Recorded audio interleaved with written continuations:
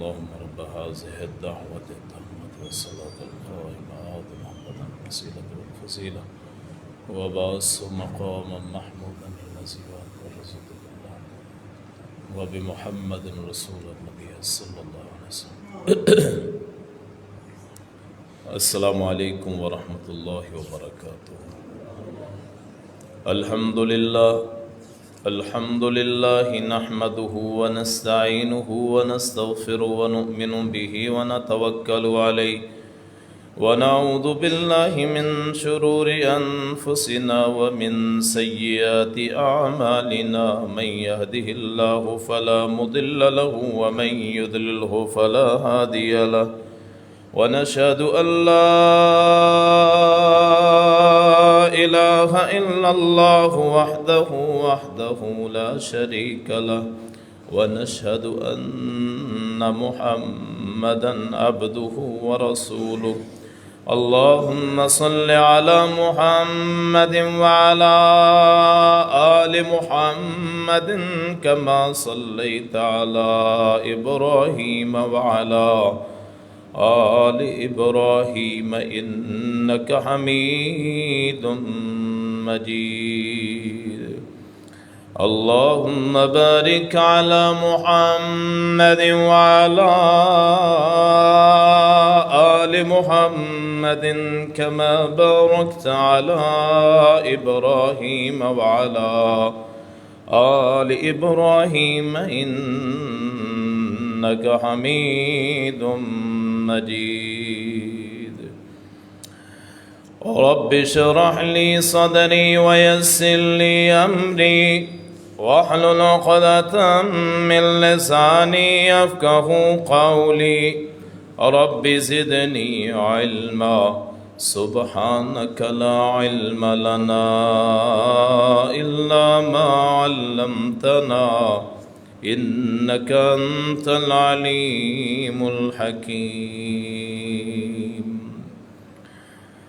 أما بعد فإن خير الحديث كتاب الله وخير الهدي هدي محمد صلى الله عليه وسلم وشر الأمور محدثاتها وكل محدثة بدعة وكل بدعة ضلالة وكل ضلالة في النار. أعوذ بالله السميع العليم من الشيطان الرجيم. بسم الله الرحمن الرحيم.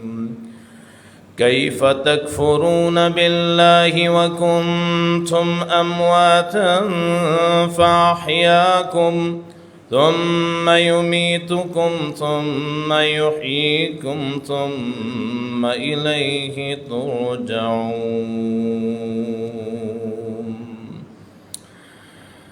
صدق الله مولانا العظيم وصدق رسوله النبي الكريم ونحن على ذلك من الشاهدين والشاكرين والحمد لله رب العالمين. برادران اسلام، بزرگوں، دوستوں، بھائیوں، انسان اللہ تعالیٰ کی امانت ہے. اللہ نے پیدا فرمایا، اللہ ہی زندہ رکھتا ہے، اللہ ہی مارتا ہے، اللہ پھر زندہ کرے گا. تین قسم کے ادوار انسان پہ گزرتے ہیں، بلکہ چار قسم کے. ایک دور تو روحوں کا دور ہوتا ہے، جب میں اور آپ روحوں کی شکل میں تھے.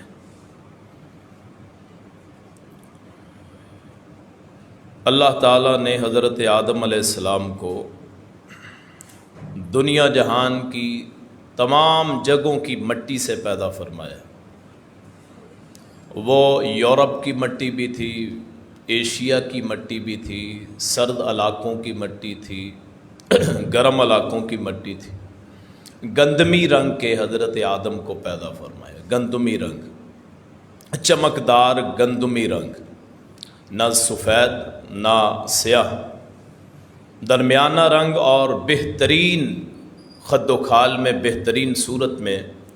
اور جو لوگ بھی جنت میں جائیں گے ان کے رنگ حضرت آدم علیہ السلام جیسے ہوں گے، اور اتنا ہی قد ہوگا، تقریباً 90 فٹ قد حضرت آدم علیہ السلام کا اللہ نے پیدا فرمایا، اپنے ہاتھوں سے پیدا فرمایا. وہ روحوں کا دور تھا.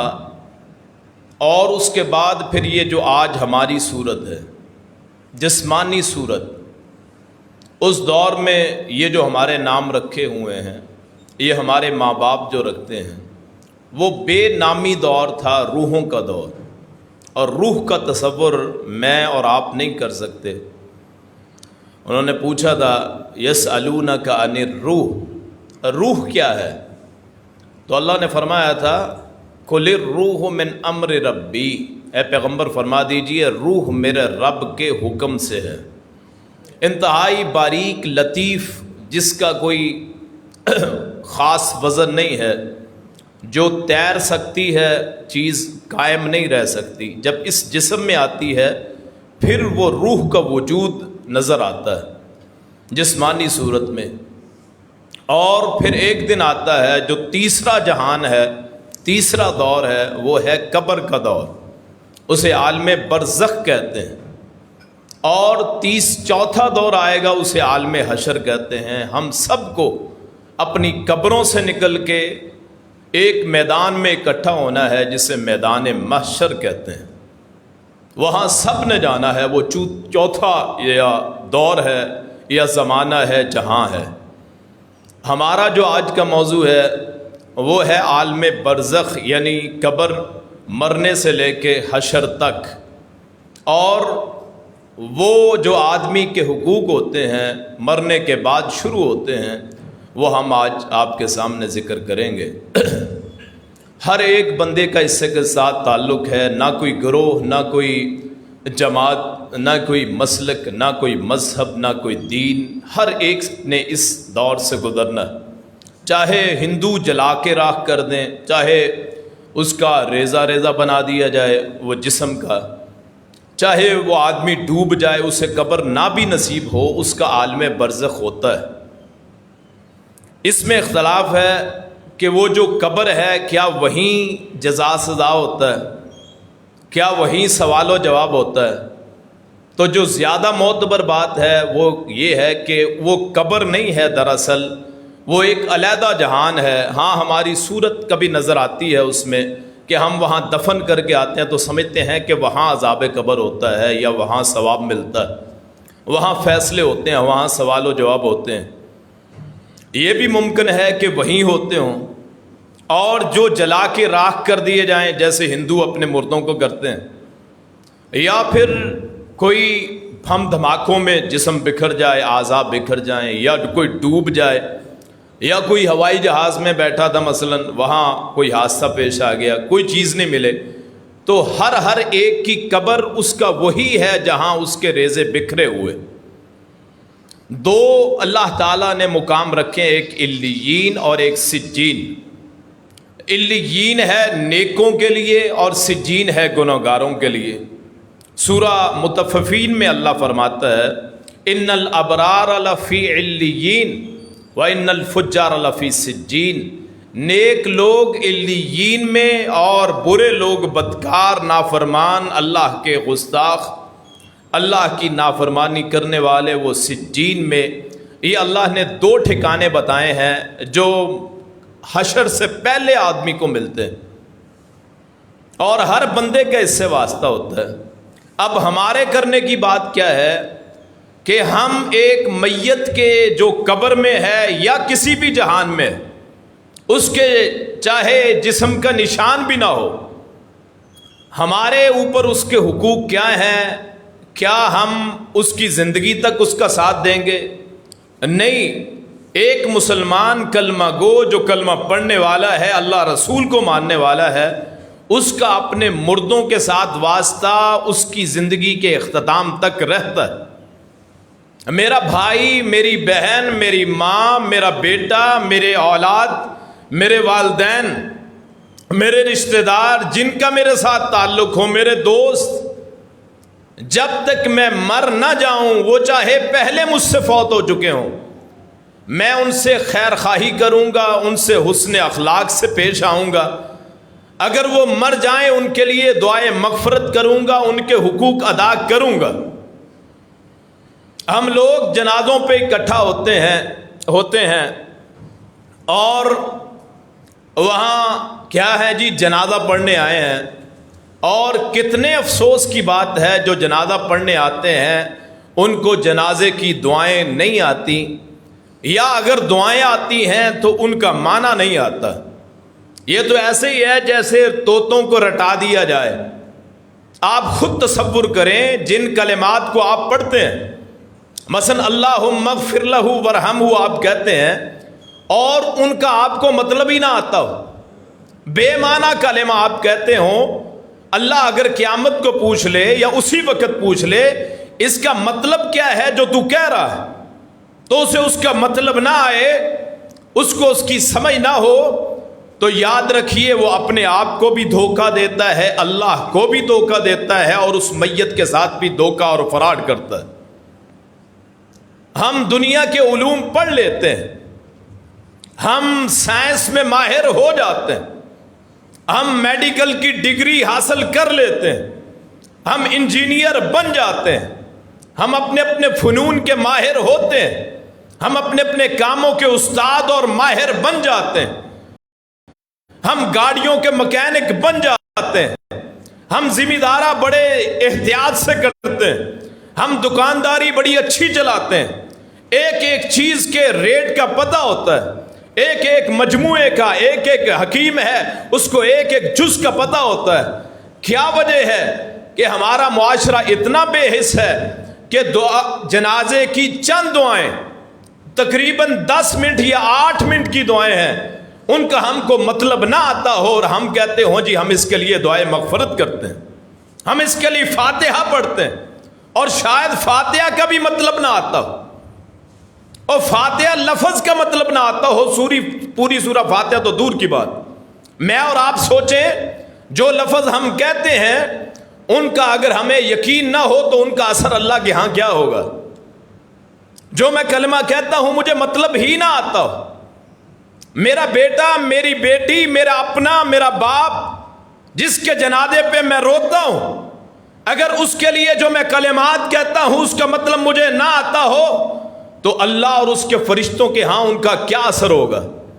ہو سکتا ہے ہمارے وہ کلمات کہ یہ جاہل دین سے رہا، دنیا کا ماہر ہے، پیسہ دولت جائیداد اکٹھی کرتا رہا، دنیا کے علوم پڑھتا رہا، لیکن جو کلمات اپنے اس بھائی کے لیے، اپنی اس بہن کے لیے، اپنی اس اولاد کے لیے، اپنے ماں باپ کے لیے کہتا ہے، اس کا نہ اس کو یقین ہے، نہ اس کا معنی اس کو آتے ہیں، تو یاد رکھیے اللہ تعالیٰ پکڑ کرتا ہے اور ہماری وجہ سے مردے پہ پکڑ ہوتی.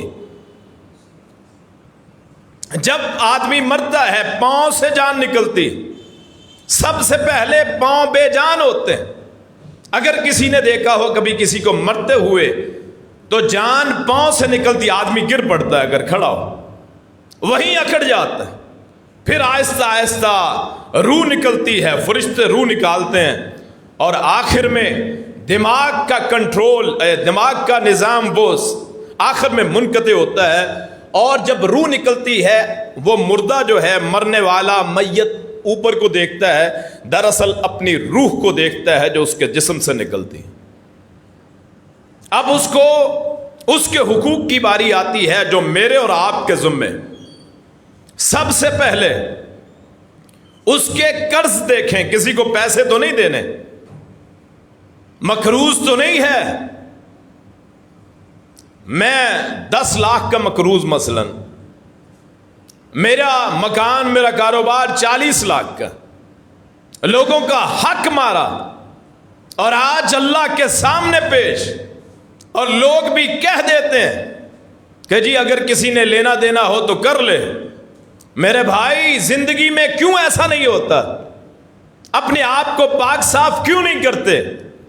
پتہ ہے لاکھوں روپے لوگوں کے دینے ہیں، حقوق مارے، ڈاکے مار، یتیموں کا حق کھایا، جائیداد میں سے حق کھایا، جائیداد اپنے نام کروا لی، ایک بھائی معذور اس کی جائیداد اپنے نام، ایک بہنوں کا حصہ ہی کوئی نہیں، بس جائیداد دے دو، جہیز دے دو، حصہ کوئی نہیں۔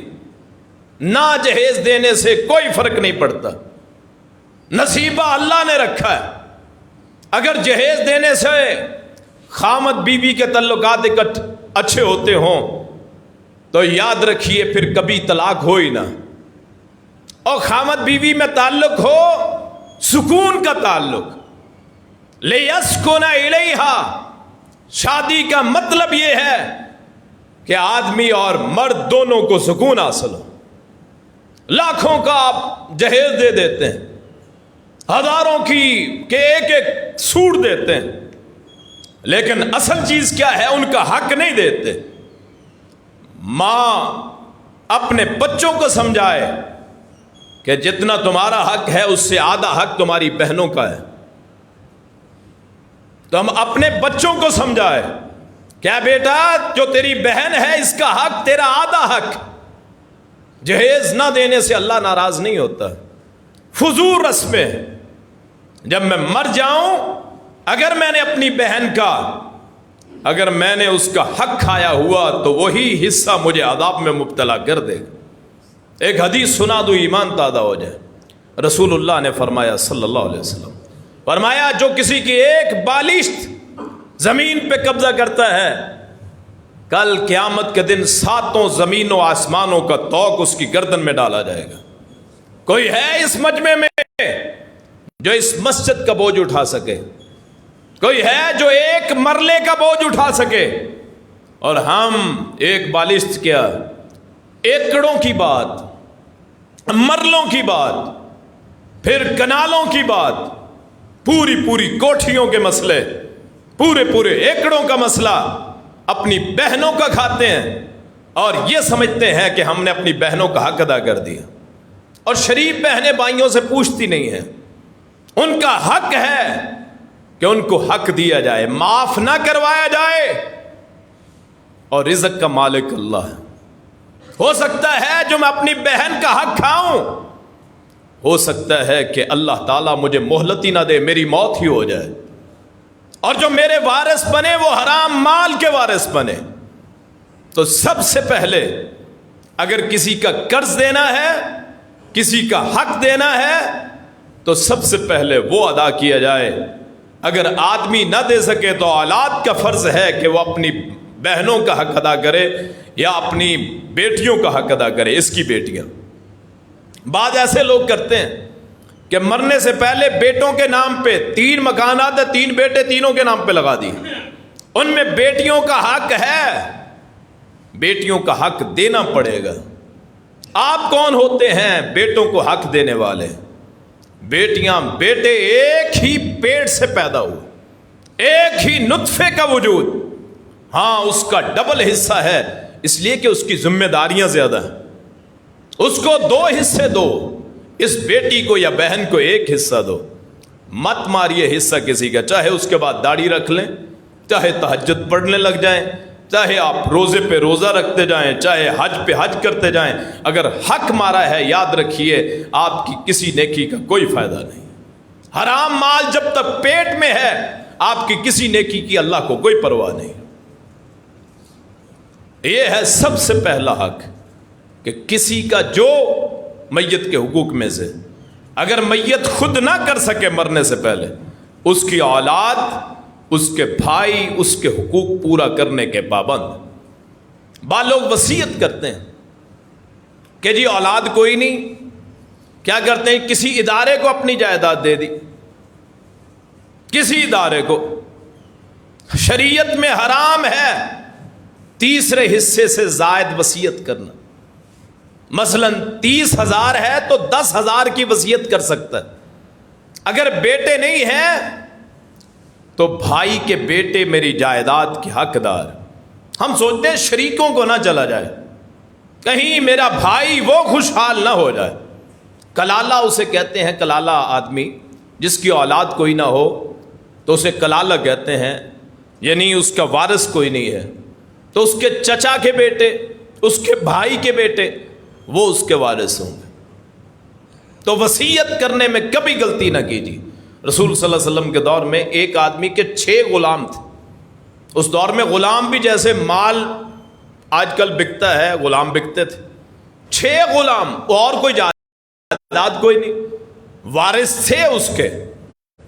اس نے وصیت کی کہ ان کو میں مدبر کرتا ہوں۔ مدبر کہتے ہیں کہ آپ فوت ہو جائیں تو وہ غلام آزاد ہو جائیں گے، کہ میں فوت ہو جاؤں، میرے جو غلام ہیں وہ میرے بعد آزاد ہو جائیں، اسے کہتے ہیں مدبر۔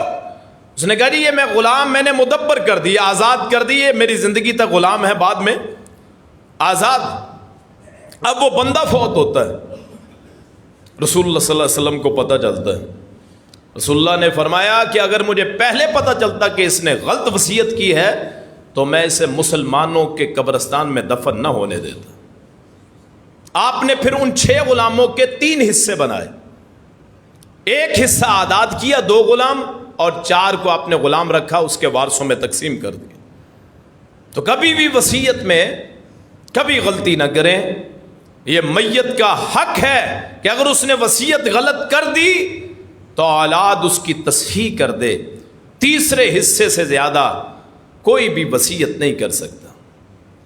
بعض لوگ تحفہ دیتے ہیں، اولاد میں تحفہ برابر کا ہوتا ہے، ہاں خرچے زیادہ ہوتے ہیں۔ مثلا ایک بچہ وہ اسکول میں پڑھتا ہے، ایک یونیورسٹی میں پڑھتا ہے، کالج میں پڑھتا ہے، اب یونیورسٹی اور کالج کا خرچ زیادہ ہے، اسکول کا کم ہے، یہ اور بات۔ لیکن اگر تحفہ دینا ہے، موٹر سائیکل لے کے دیے ایک کو تو سب کو لے کے دے، ایک کو تحفہ دیا ہے تو بیٹوں کو بھی بیٹیوں کو بھی، ہاں اگر وہ راضی ہو جائیں ٹھیک ہے یہ بڑا بھائی ہے اس کو لے کے دے دے، وہ علیحدہ بات۔ یہ حق ہے اولاد کا، ماں باپ سے پوچھ سکتی ہے، احترام کے دائرے میں، گستاخی نہ کریں، آپ کا ایمان ہی ضائع ہو جائے گا۔ ماں باپ جنت ہوتے ہیں آدمی کی، یہ جنت بھی ہیں دوزخ بھی ہیں، ان سے گستاخی کرو گے دوزخ کے حقدار۔ اپنا حق بھی مانگنا ہے تو ماں باپ سے نفرت نہیں کرنی، لڑائی نہیں کرنی، احترام کے ساتھ پوچھ سکتے ہیں، آپ کا حق ہے اولاد کا کہ پوچھ سکتی ہے جی اس کو یہ دیا ہے تو مجھے بھی دیا جائے۔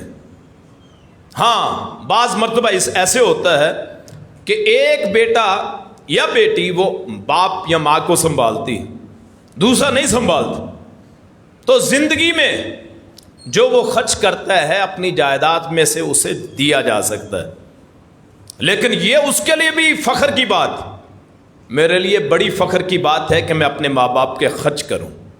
بعض لوگ کہتے ہیں دیکھو جی میں نے سنبھالا تھا اب مجھے زیادہ حصہ ملے، اور بھی تو نے تو اپنی جنت خرید لی ہے۔ ماں باپ کی خدمت کر کے کون سا تو نے پہاڑ اٹھا لیا یا کشمیر فتح کر لیا؟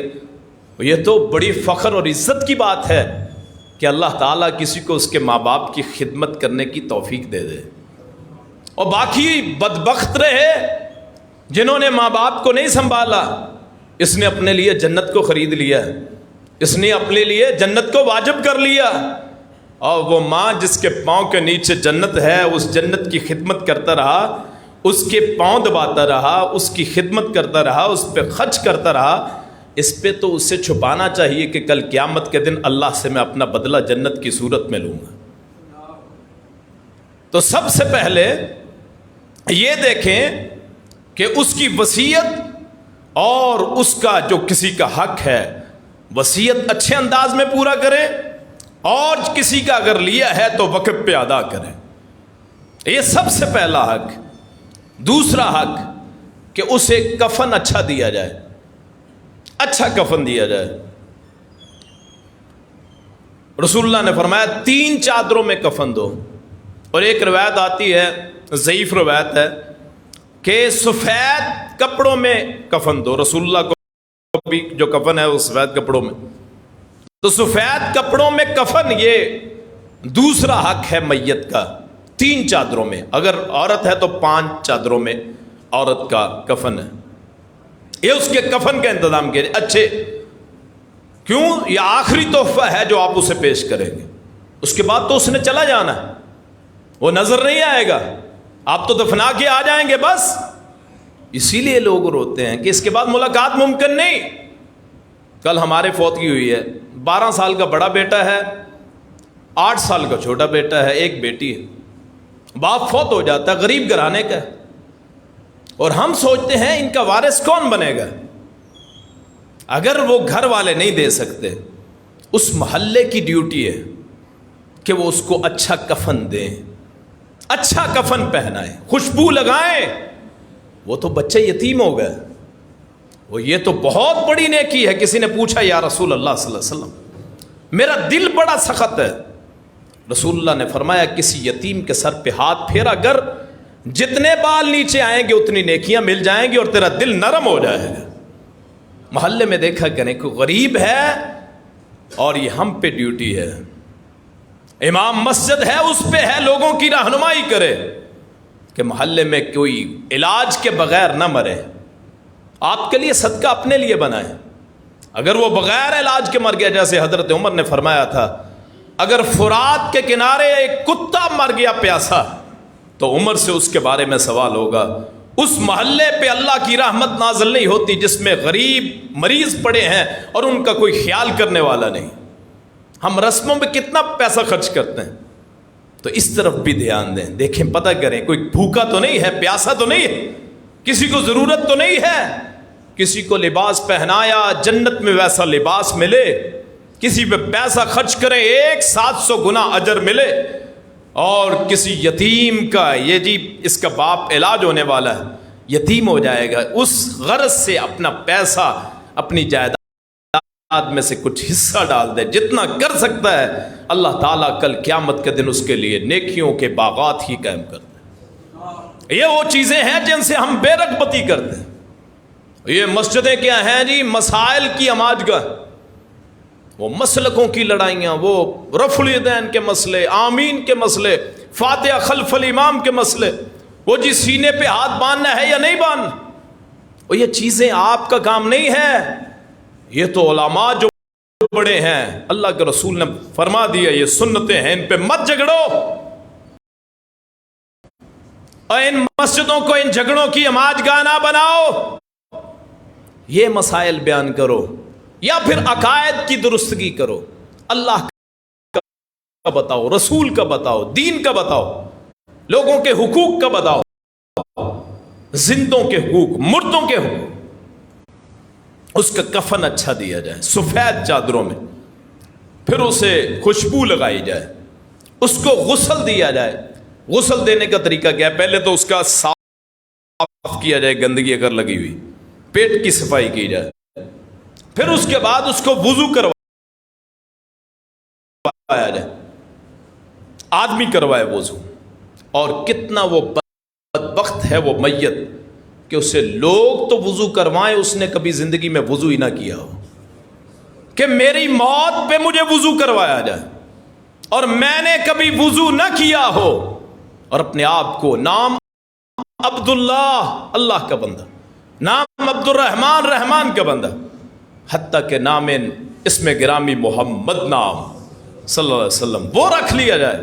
کیا فائدہ ہے ایسے ناموں کا, کیا فائدہ ہے ان کاموں کا کہ میری میت پہ لوگ مجھے وضو کروائیں. مجھے کبھی یہ ہمت حوصلہ نہ ہو کہ باوجود مسلمان ہونے کے کبھی وضو ہی نہ کیا ہو, طریقے کا نہ علم, اسے وضو کروائیں جیسے کروایا خود آدمی کرتا ہے, اور اس کے بعد اسے غسل پھر دے, دھوئیں, صاف کریں.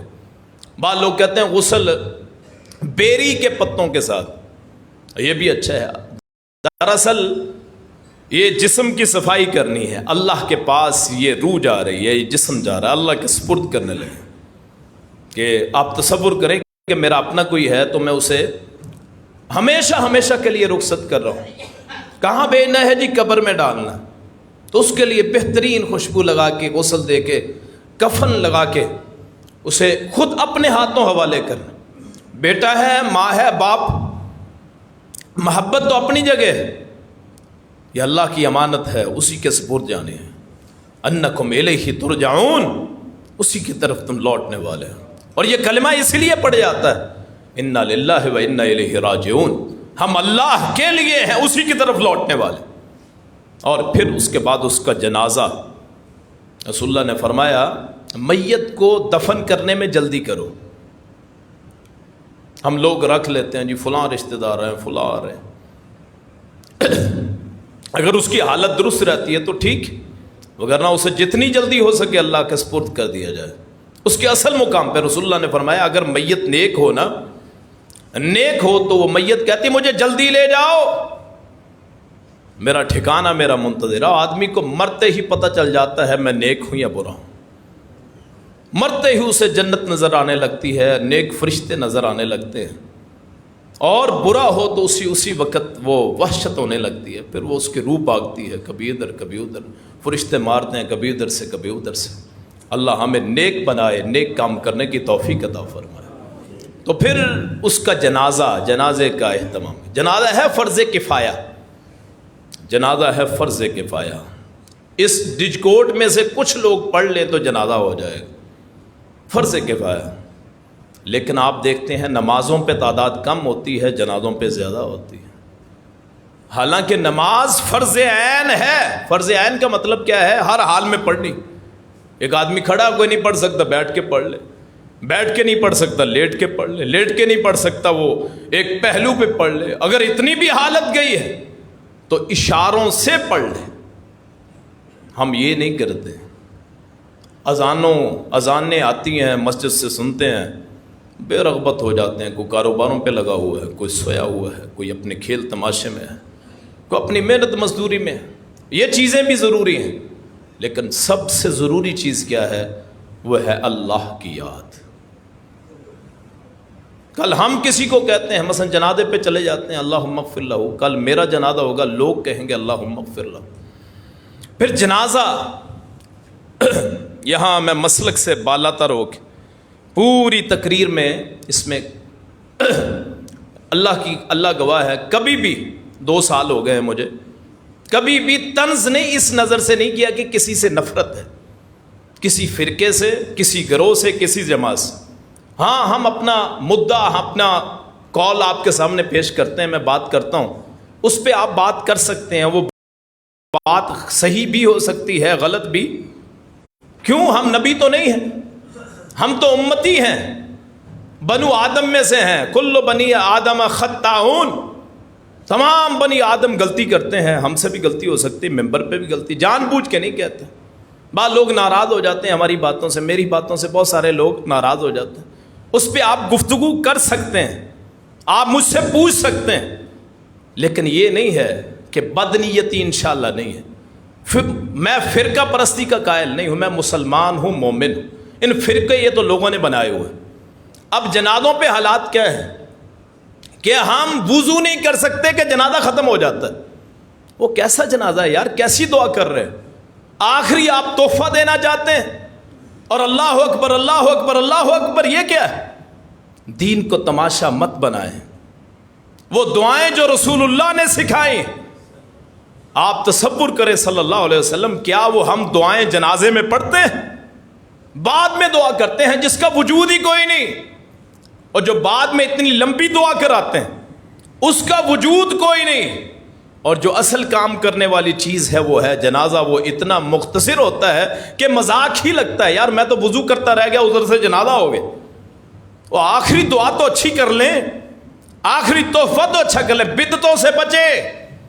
بعد میں دعا کروانا بدعت ہے، سنت نہیں ہے. سنت ہے جنازہ. جو میرا بھی حق ہے، جب آپ نے مرنا ہے آپ کا بھی حق، اس کو تو ہم کرتے نہیں اور رسموں کے پیچھے پڑے ہوئے ہیں. پوچھیں ان مولویوں سے کیوں دین کو کھیل بنایا ہوا ہے. جنازہ کیسا پڑھاتے ہو؟ دعائیں لمبی لمبی کرواتے. اصل تو ہے جنازہ لمبا پڑھایا جائے، اس کے لیے دعا مانگی جائے اللہ کے حضور، اس کے لیے مخلص ہو کے دعا مانگی جائے. اور پھر اس کے بعد باری آتی ہے اس کے دفن کرنے کی. اب دفن کیا کرنا ہے؟ قبر 2 قسم کی ہوتی ہے، ایک شق اور ایک لحد. اب لحد جو ہے، لحد کا لفظی معنی ہے ایک طرف ہٹا ہوا، درمیان سے کوئی چیز ہٹ جائے اسے کہتے ہیں لحد. تو ایک شق کا معنی ہے گڑا، سیدھی قبر کو آپ شک کہہ لیتے ہیں، جو ایک سائڈ پہ نکالی جاتی ہے نیچے جا کے، اسے لحد کہتے ہیں۔ اللہ کے رسول صلی اللہ علیہ وسلم جب فوت ہوئے تو دونوں کو بھیج دیا گیا۔ مدینے میں 2 کاریگر تھے قبر بنانے والے، ایک شک بناتا تھا قبر، ایک لحد بناتا تھا۔ دونوں کو پیغام مل گیا تو لحد والا پہلے پہنچ گیا، تو آپ کی قبر مبارک لحد والی قبر ہے۔ نبی صلی اللہ علیہ وسلم کی جو قبر ہے وہ لحد والی قبر ہے، تو اس لیے اللہ کو یہ پسند تھا کہ میرے نبی کی قبر لحد والی قبر بنے۔ تو یہ دونوں پھر وہاں طریقے ہیں، سیدھی قبر بھی کھود سکتے ہیں اور ایسی قبر بھی بن سکتے ہیں، لحد والی قبر بھی بن سکتے۔ اور آدمی وہاں دفن، وہاں آپ آگ پہ پکی ہوئی چیز استعمال نہ کریں عام طور پہ، جس سے آگ پکائے، مثلا پکی اینٹ نہ لگائیں، کیوں؟ آگ دوزخ سے مشابہ، پکی اینٹ استعمال نہ کریں، کچی اینٹ استعمال کریں۔ ہاں سلیب، یہ میرا خیال ہے یہ سورج میں کرتے ہیں یا ہو سکتا ہے آگ پہ پکاتے ہیں، یہ تو مجبوری ہے، یعنی کوشش کریں اس چیز سے بچیں جسے آگ نے پکایا، پھر اس لحد کو یا شک کو بند کریں، اور زائد مٹی باہر سے نہ پھینکیں، زائد مٹی نہ پھینکیں، جو قبر سے نکلی ہے بس اسی سے تھوڑا سا اوپر اس کا ایک طرف بنا دیں، خانہ کعبہ رخ اس کو کر دیں، اور پھر اس پہ دعا کریں۔ وہ ہے دعا جو ہم جنازے کے بعد کرتے ہیں، وہ ضروری نہیں، بدعت ہے اگر ہم اسے لازم کرتے۔ اصل دعا وہ ہے جو قبر پہ کی جائے جنازے کے بعد، وہ قبر پہ دعا ثابت ہے رسول اللہ صلی اللہ علیہ وسلم سے۔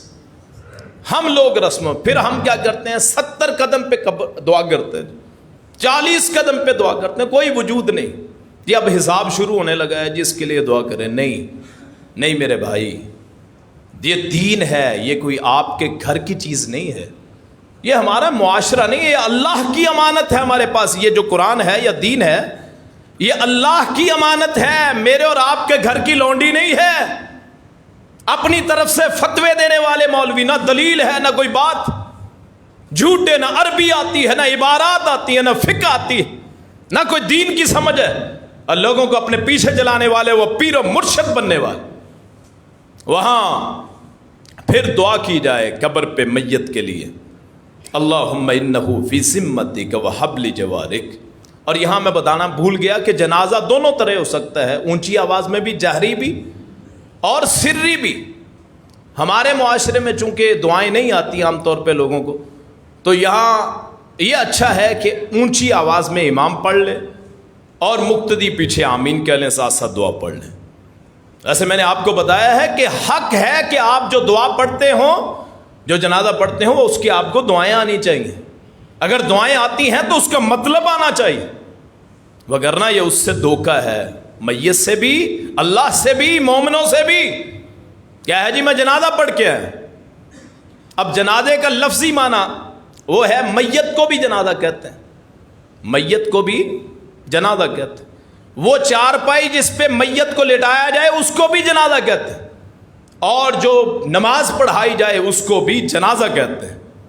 بعض لوگ اعلان کرتے ہیں جی نماز جنازہ، حالانکہ جنازے کا معنی ہی نماز، تو نماز جنازہ نہیں، جنازہ، اس کی نماز جنازہ نہیں، اس کا جنازہ پڑھایا جائے گا۔ جنازہ میت کو، اس کی چارپائی کو، اور وہ جو نماز پڑھی جاتی ہے اس کو جنازہ کہا جاتا ہے۔ تو زائد لفظ لگانے کی ضرورت نہیں ہے، جنازہ اسے کہیں کہ جی جنازہ پڑھنا ہے، نماز جنازہ نہیں، جنازہ۔ اور پھر وہاں یہ جتنی رسومات ہیں، وہاں سورہ بقرہ کا آخری رکوع ہے جی، اور سورہ رحمان پڑھتے ہیں لوگ، پتہ نہیں کیا کچھ کرتے ہیں، تو اس کا کوئی وجود نہیں، اپنی طرف سے گڑھی ہوئی ہیں لوگ۔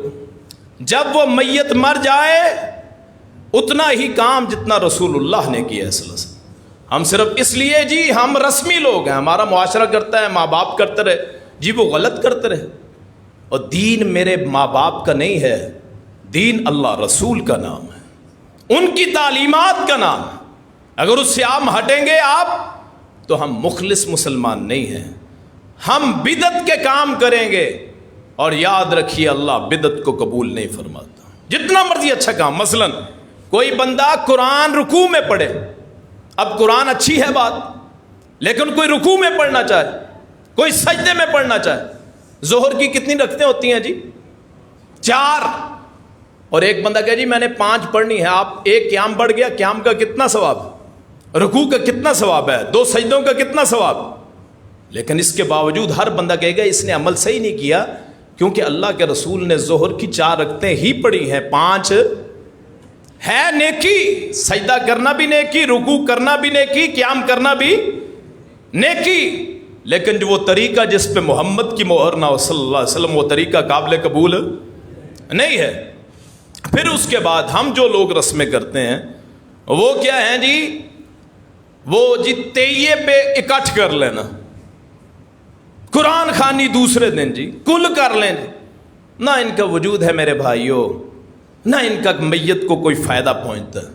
میت کو فائدہ پہنچتا اس کی طرف سے صدقہ،